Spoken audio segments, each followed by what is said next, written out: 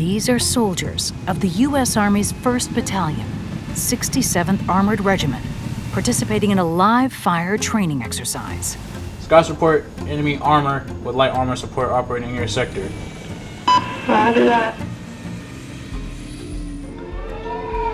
There's a tank right there.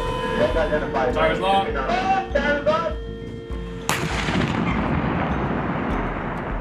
But this isn't the United States. It's Poland.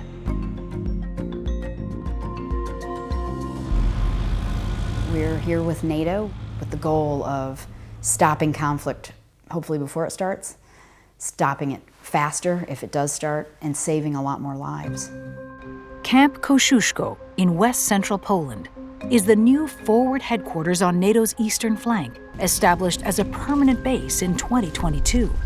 We are named after Brigadier General Tadeusz Kosciuszko, who helped the Continental Army back in the Revolutionary War. This base and the American troops that operate and occupy it are all part of NATO operations, a vast and constant endeavor to train, demonstrate deterrent power, and prepare the militaries of many allied nations to fight as a unified force. NATO is extremely important at doing what it does very best, which is making sure that all the member states of NATO can fight together. You have this kind of device to put gas in a vehicle. You have that kind of device to fuel a jet fighter. All standardized. If ever we needed to go to a defense scenario, we can easily plug and play training next to our partners. I used to tell my American officers, not all the good ideas come from the country with the most aircraft carriers. You get a lot of good ideas when you get all those officers working side by side. Today, NATO remains a vital force in maintaining global security. But what is NATO and why does it matter? NATO's presence is felt globally, but how did an alliance formed in the aftermath of World War II come to play such a crucial role in today's world? And is it still relevant? You know, there's not many truisms in history, something that's always true, but I know one.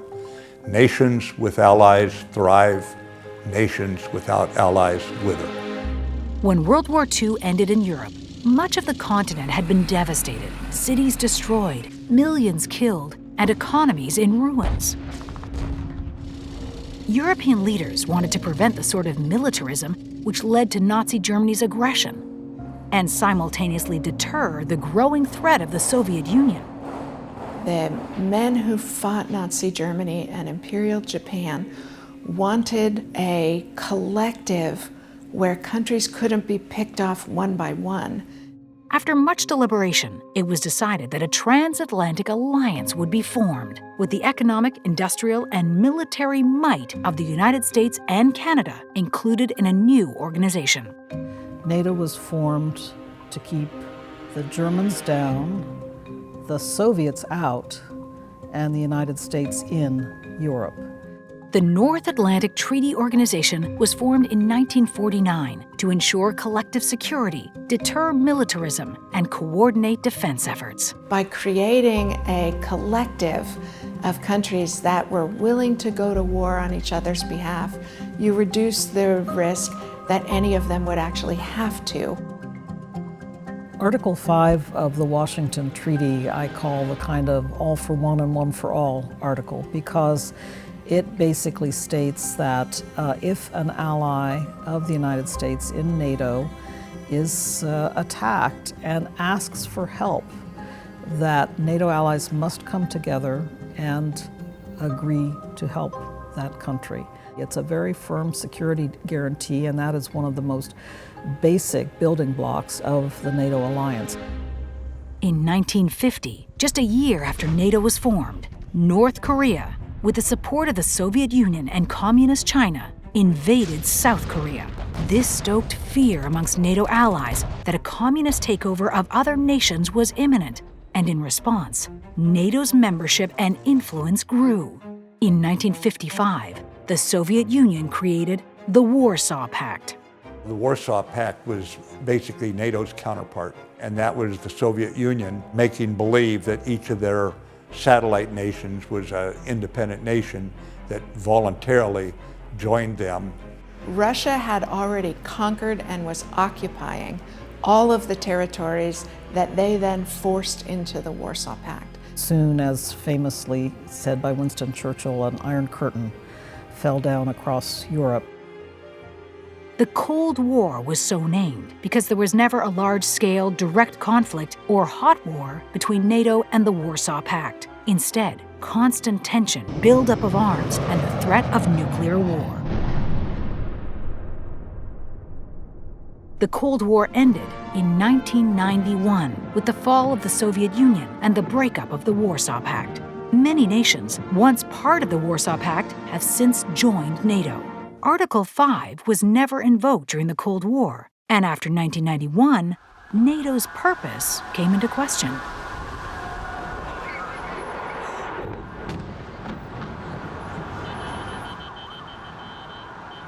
Article 5 has only been invoked once. At the time of the 9/11 terrorism attack, NATO was patrolling U.S. skies, and that was a big deal. There's the ultimate irony, that what was set up to protect Europe the first time NATO went to war was for us. NATO joined together with the United States in what we called then the War on Terror, and so was very, very involved in fighting not against aggression in Europe for the next decade, but really concentrating on fighting against the terrorist threat. Then, in February 2022, Russia invaded Ukraine. War had returned to Europe. Putin wanted to see less NATO in Ukraine. He's getting more NATO in Ukraine, and he's getting more NATO in Europe. Just a couple years ago, Sweden joined Finland as the two latest nations to sign up. Now, Sweden and Finland never joined NATO throughout the Cold War. And then, within weeks of what Putin did in the Ukraine, these two democracies flipped completely and overwhelmingly vote to join NATO. NATO membership has expanded from 12 founding nations to 32. But who gets to join the alliance? Lviv, far in the northwest of Ukraine, is about 1,500 kilometers from the front lines with Russia. But today bears witness to war. So this apartment building was destroyed by Russian missile on September the 5th of 2024. That night, around 200 buildings were destroyed. People living there were killed. It was terrifying. It is time to remove the biggest security uncertainty in Europe. That is, to approve a positive political decision on our NATO membership.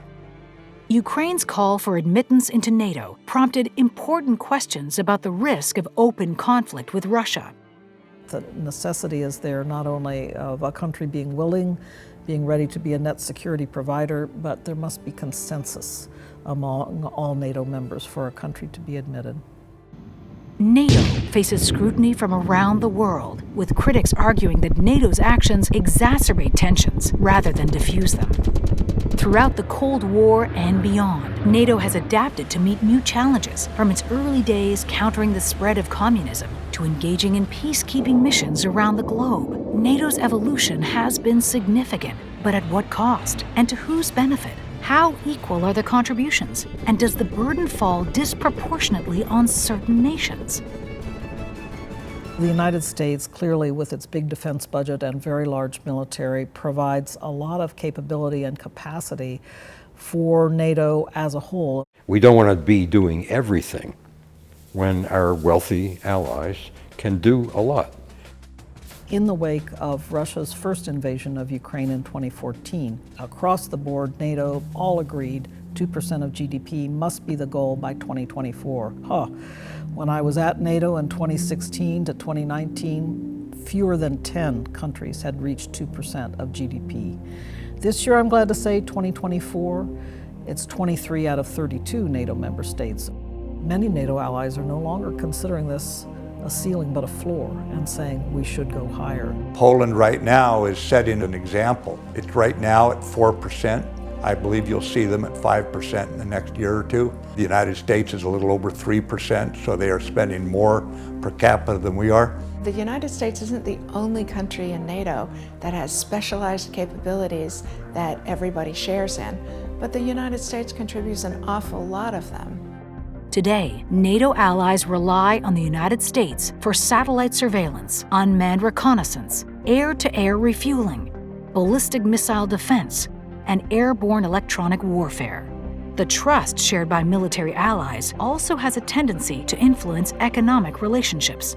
Prosperity rides on security, and the NATO alliance, by being a defensive alliance where we make commitments to each other's security, helps with the prosperity and it helps with the stability of the European continent. We are defending on behalf of the global community that wants to see free trade in this case, but we are also making sure that the fight does not come home to the continental United States.